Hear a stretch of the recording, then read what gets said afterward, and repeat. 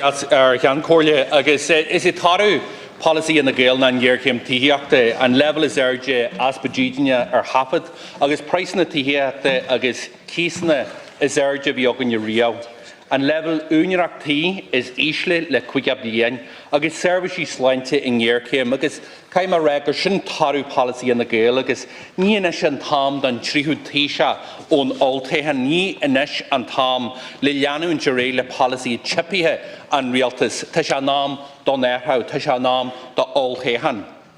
Taoiseach, yourself and your party have been facilitating the election of Fine Gael Taoiseach since 2016.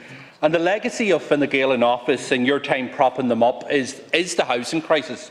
The state, to its shame, has the highest ever level of homelessness in this state. It has seen the highest house prices ever, the highest rents we've ever seen, and the lowest levels of home ownership in 50 years. And that's Leo's legacy, but it's also your legacy and your government's legacy. And no matter who becomes Taoiseach from within this government, it is the policies and the approach that are wrong. No matter who leads Fine Gael, that will not change.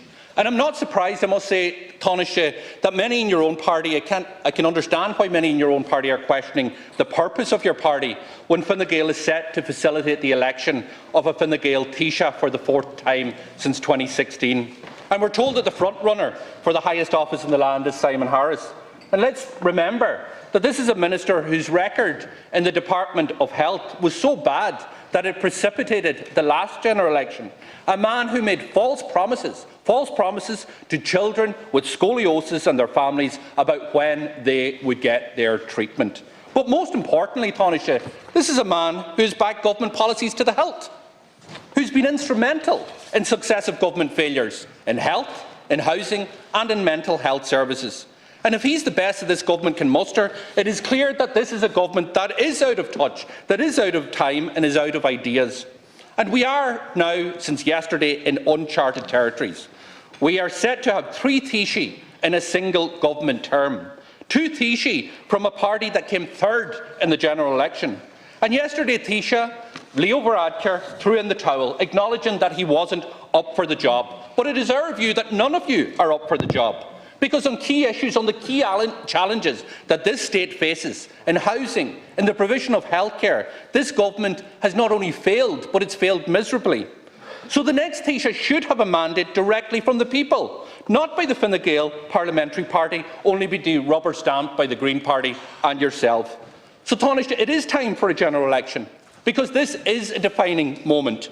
People right across the state are crying out for change. Fine Gael, we all know, have been in government for far too long, and changing their leader will change nothing. So what we need is a change of approach. We need a change of approach in housing, in healthcare, and the support for workers and families in the middle of a cost of living crisis. So can I say to you, Taoiseach, if you're confident of your record, then why don't you put it to the people and let the people decide? What are you afraid of? What are you afraid of?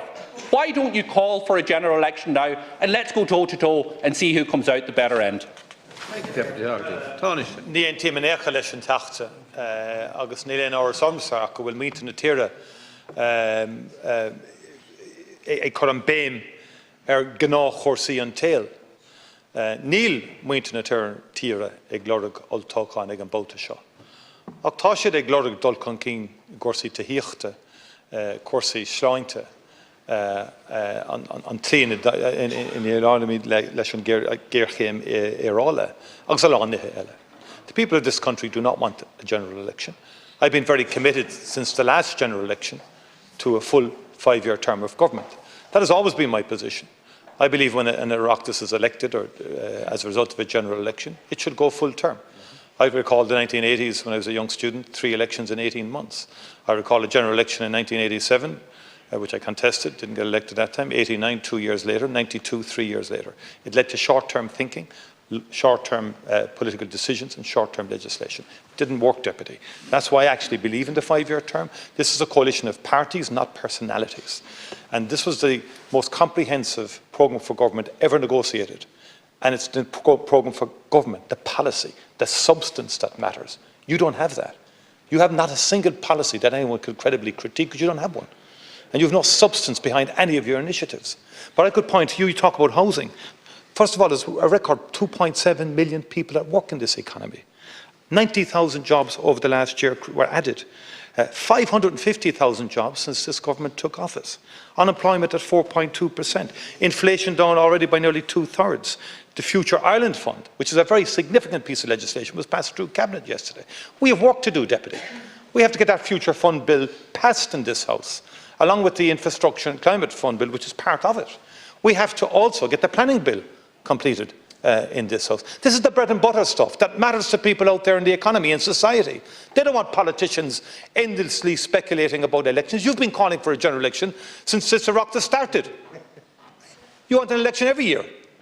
I'm more focused on the bread and butter issues that matter to people. And that involves, and you talk about housing. 33,000 new homes were built last year. The momentum has changed in relation to house building. And it's our objective to keep that momentum going. And today, in terms of housing, there will be figures published by the Department of Housing that will show about over 3,600 new commencements in February alone. That's 85% above the same time last year, when 1,997, about 2,000 were commenced. That's progress, Deputy. We need to do more than that, and we will. But what you've seen in the last 2 years is very significant progress on house building. You will not acknowledge it because you're in the opposition. You can't acknowledge any progress from the government on anything. And I think that has to, that is very significant. And it's our job now. And we have other measures to take in the next month or two in relation to housing to keep the momentum going on housing. People in the construction industry, they need certainty, they need continuity, and they need stability in relation to fundamental issues of policy in relation to housing, and we are going to provide that. On healthcare, you mentioned health. 60% of the population are now entitled to free GP care. Inpatient hospital charges are abolished. Free contraception for women. Lower costs of medicine. Annual spending is up 51% since this government came up 8 billion. 8,000 more nurses and midwives, 4,000 more health and social care professionals. Cost of childcare now is half what it was, Deputy. Free school books for every student in primary and special schools and for students in junior cycle. Reduced cost of school transport. Thousands more special education teachers and SNAs. 1,300 new special classes and 7 new special schools. That's a record that is significant and represents real progress. And my task and obligation with the parties in government that we signed up with in a programme for government is to continue that to the end of term. If you believe in that record, put it to the test. Let the people decide, because I have nothing to fear for letting the people decide which vision they want. The leadership on this side of the House by Mary Lou MacDonald, or the leadership that you're offering. A leadership that you ignored the points. You want to continue the momentum in housing. The highest house prices in history, the highest rents in history, the highest levels of homelessness in history, and the lowest levels of home ownership in the history of the state. You talk about progress in healthcare.